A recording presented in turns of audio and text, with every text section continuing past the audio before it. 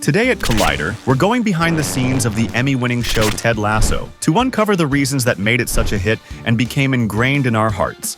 A great show doesn't exist without a great cast. The ensemble behind Ted Lasso is a huge part of why the series resonates so deeply with its audience. From the moment Ted Lasso steps onto the screen, it's clear that the actors embody their characters with heart and authenticity. The origins of Ted Lasso go back to 2013. Jason Sudeikis, a well-known comedic actor, first brought the character to life in a series of commercials created for NBC Sports coverage of the English Premier League. In these short ads, Ted, an American football coach, was hired to manage an English football team despite knowing little about the sport. The character was designed for comedic purposes, but the spark was there. The original version of Ted was a bit of a caricature, a loud, brash guy who didn't know much about football but somehow made it work. But Sudeikis knew there was more to him. Alongside showrunner Bill Lawrence explored the idea of taking the character and making him someone who believes in people, cares deeply, and tries to bring out the best in them. Producers Brendan Hunt and Joe Kelly worked closely to bring Ted's world to the small screen. And after Sudeikis was confirmed to return as the title character, casting director Theo Park had to put together the ensemble around him.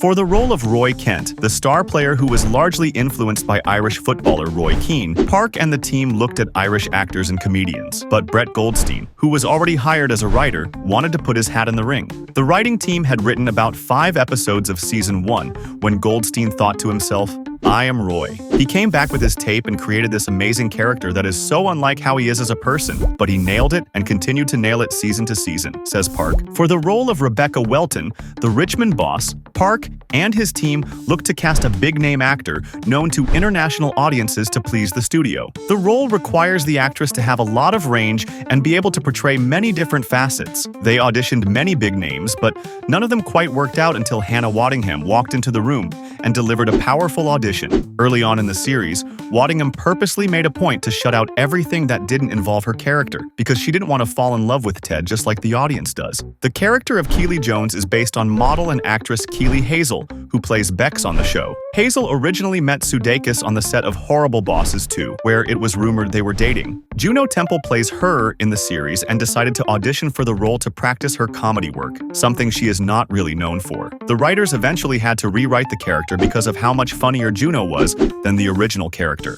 For the ensemble of actors that make up the actual team, Park and his team did an open casting call and even auditioned actual football players. Cristo Fernandez, who plays Dani Rojas, played football back in Mexico with Tecos of Liga MX, a top professional football division in the Mexican League. But unlike Fernandez, who didn't have to showcase his football skills for the production team, most of the actors auditioning were asked to tape their football skills alongside a tape showcasing their normal acting skills.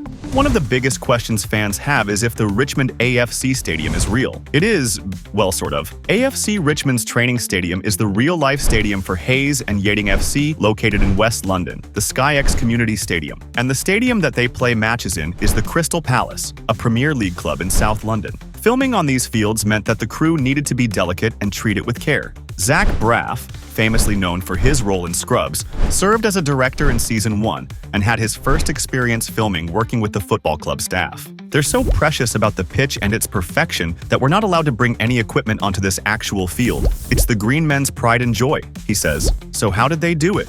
Well, Braff teamed with the key grip and cinematographer to figure it out. They put a rig that had a remote head on a rickshaw that was on giant rubber-inflated tires that weren't heavy. The whole contraption was light enough that the clubs would allow it on the pitch. It also didn't have an operator riding on it. Instead, the cameraman would operate the system from the sidelines, and the key grip would wear cleats and spring alongside it.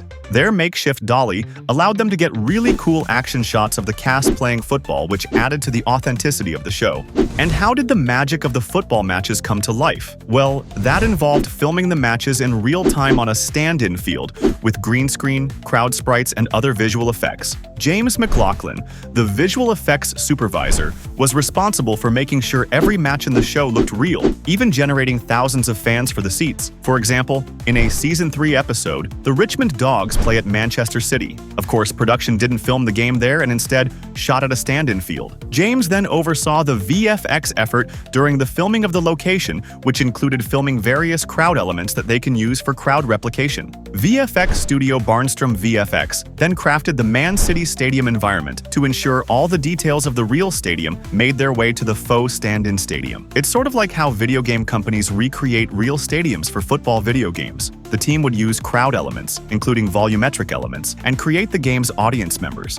So we know that AFC Richmond isn't actually filmed in the town of Richmond, but what about some of the other iconic locations? Ted Lasso's flat can be found in Richmond at 9.5 Paved Court Road, which is embedded in one of the town's most unique alleyways, filled with bakeries, boutiques, and an ice cream shop. In real life, his apartment is actually number 11, but you won't find Ted inside. The interior of the flat was shot at West London Film Studios. The Crown and Anchor pub is where the magic happens. Fans screaming at the TV, Ted and Coach Beard having a pint, and where the famous AFC Richmond curse was told by the pub owner, May. The Prince's Head pub in Richmond serves as the stand-in for this location, having the name changed on the exterior, but fans will instantly recognize it, and the 2 British phone booths in the front. On days where they filmed there, the pub would shut down for business, but fans were invited as extras sometimes to fill out the place as the show progresses. Richmond Green, the 12-acre park located in the heart of the town, is also used throughout the series. It's where Dr. Sharon Fieldstone has her biking accident. It's where Roy Ken works with the West London Under-9 girls team, and it's part of Ted and Coach Beard's commute to and from the stadium. The park has huge open, grassy areas and is surrounded by historic townhouses and buildings like the Richmond Palace and Richmond Theatre. The latter was the filming location for where the annual charity ball took place in Season 1. For Season 3's Amsterdam set storylines, production took the entire cast and crew to the Dutch capital. You can stroll across Ramgracht, the bridge that Rebecca tumbles off of. Just make sure you watch for bikers. Roken is the major street along the canal of the same name where Jamie teaches Roy how to ride a bike. You can even walk across the famous Skinny Bridge, where Jamie and Roy bond and job across. The famous Hotel Prince Hendrik is where Higgins and Will visited in honor of jazz icon Chet Baker during the team's curfew-free evening in the city. And yes, there is a plaque in Chet's honor out front like in the scene. Many moments in the show are based on real moments that the team researched. For example, in a fan-favorite episode where the team goes to a karaoke bar, it was inspired by real-life Liverpool's coach Jurgen Klopp and his team's karaoke parties. The climax of the episode sees Rebecca singing "Let It Go" from Disney's Frozen at the bar. But did you know the song almost didn't make it into the series? Disney rejected the show's request to use the song because of its popularity. Hannah ended up filming a backup version of the scene where she sang the disco classic "I Will Survive" by Gloria Gaynor instead. I don't even know what song I'm singing.